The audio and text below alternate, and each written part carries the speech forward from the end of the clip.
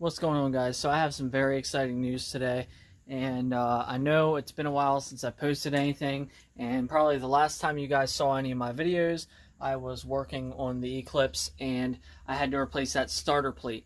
Now, what I ended up having to do was just get the all-wheel drive manual starter plate, put that in, and put the transmission, flywheel, clutch, all that back on. The main problem was I had a hell of a time getting the transmission back into the car. And what was going on, I can explain it all in a little more depth at some point. But basically what was going on was I don't have a transmission jack, I don't have a lift, I don't have any easy way to get the transmission into the car.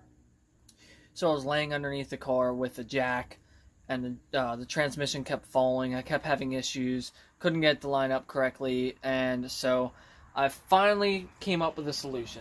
And let me show you what's going on. So first order of business, I need to let you know the power is out in my house, so I can't use anything right now. It's been out for a few hours. I got home from work, had a really bad storm come through. So, but before I get too far into this video, I need to explain to you guys what happened.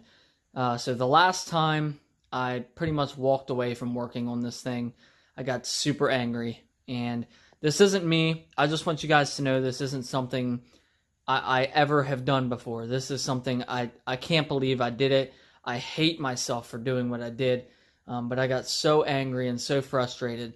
So long story short, the transmission fell while I was trying to put it in, and when it fell, it took out the radiator on its way down. It pushed out the boost controller right there on the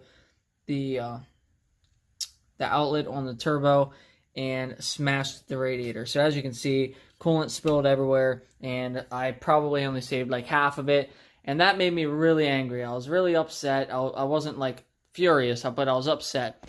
And guys, I've had a lot of other stuff going on. There's some thunder.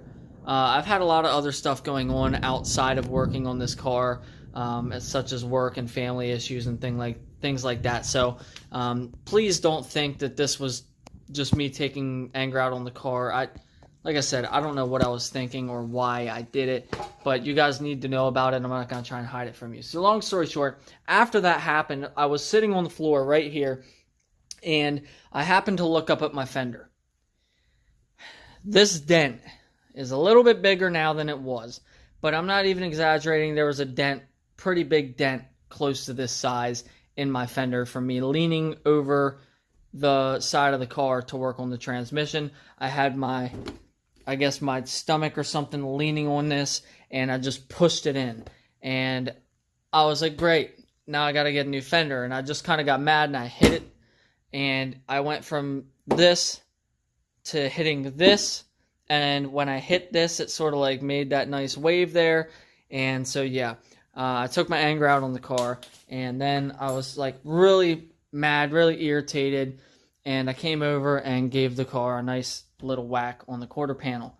Don't know why I did it, and like I said, that's not me. I'm not the kind of guy to do that kind of thing. Anyone that knows me knows I would never do something like this. So it's heartbreaking, but there's a new fender on the way, and I can easily fix this quarter panel and repaint it. And to be honest with you, I was going to repaint this quarter panel anyway, so just a little extra work than what it would have been. But regardless, I do have very good news for you guys. And rather than tell you the good news, I'm just going to show you the good news.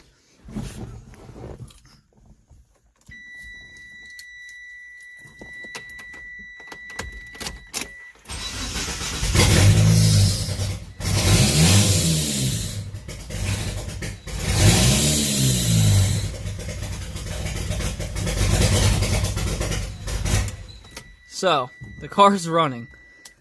There's a few big issues, as you could hear. I can keep the car running with some good pressure on the gas and some other things like that. But basically, what I'm pretty sure is going on is I have one bad vacuum leak. And if I show you, guys, I'm really sorry about taking the video like this, but I didn't want to keep you waiting any longer. And like I said, it's going to be...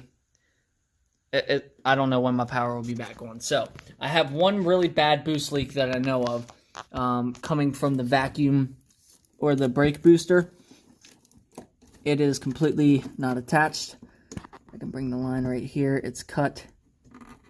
You can see the edge there. It's cut. And this won't reach back to the manifold where it's supposed to go. So I can't really do anything with that till I have till I get a new line there. So we're gonna get a new line, and that should fix the boost leak. But I'm pretty sure I have the plugs swapped. So I know there's 3, 4, maybe even 5 different firing orders depending on the year and what the car is. So I think maybe I just have the plugs switched around. So I'm gonna try switching the plug wires and see if I can get this thing to fire and run correctly. It definitely sounds like it has a miss. Alright guys, so I just switched around the firing order. I moved around some of the spark plug wires there. I'm going to start this thing now and see if maybe that fixed it. Not quite sure if it will or not. Let's see. It sounded like a misfire, which if it was, then this might have fixed it. Nope. That is not the correct firing order whatsoever. So I think I was right the first time. And I know the plugs are gapped correctly. So, okay. We'll switch these back out. This line here coming off the manifold should connect down here to that line right there.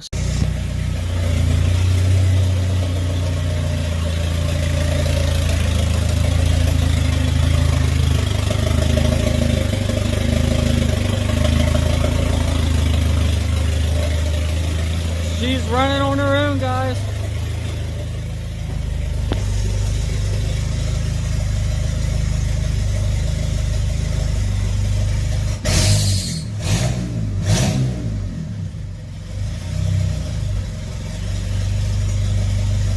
A little rough idle, but really rich. That's really rich. So I'm gonna have to maybe turn the fuel pressure down a little bit. I probably still have a boost leak somewhere.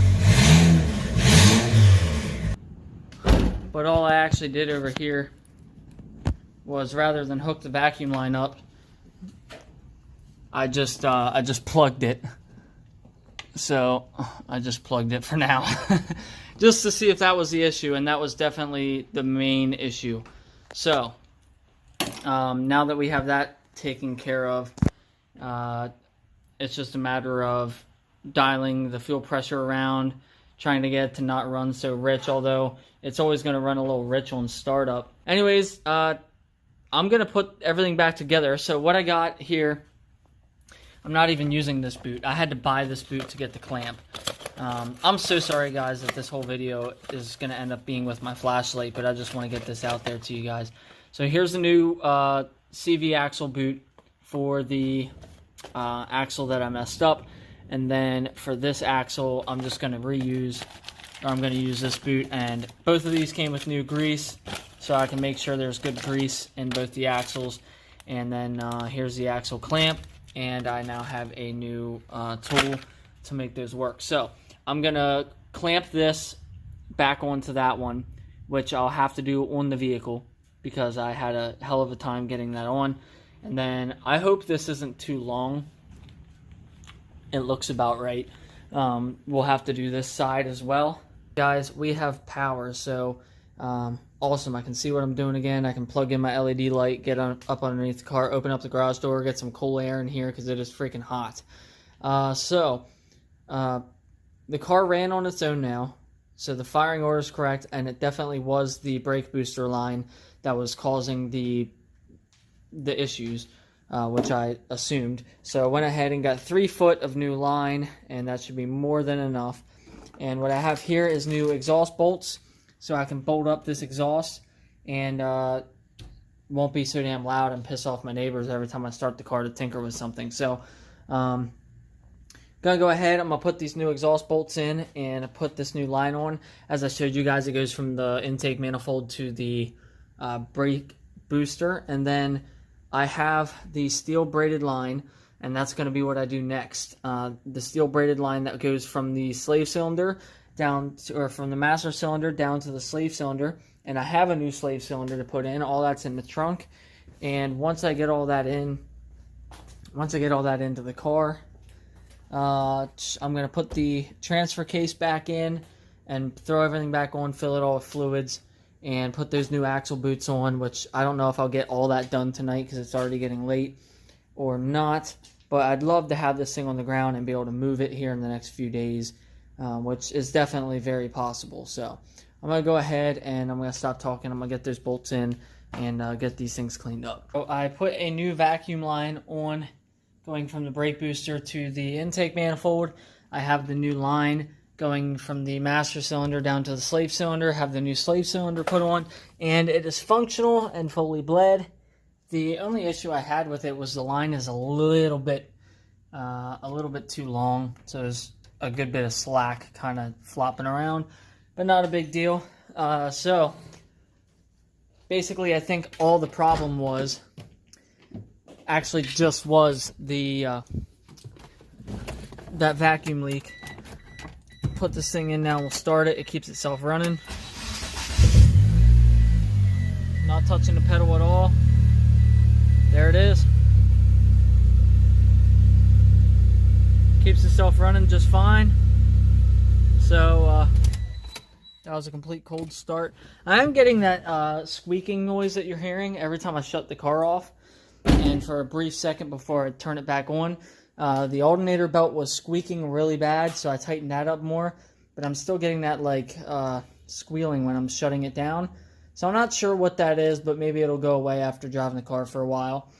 But yeah, so now I just got to put the rest of the suspension back on.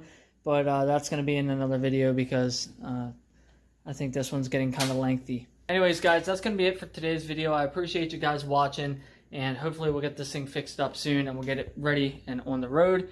And so now I got to go get a plate for it, got to go put it on my insurance, that sort of thing, fix this damage that I did, my stupid freaking self did. But it could be a lot worse, so it's all fixable, it's all easy to take care of. So I'm going to repaint this quarter panel, and the new fender's on the way, the new radiator's on the way. So as of now, it's just putting the suspension in, putting the brakes back on, and bleeding all the brakes. And then I can probably pull the thing out and drive it around for a little bit and, see what's going on, make sure everything's good to go. So I'll catch you guys in the next video. Stay tuned.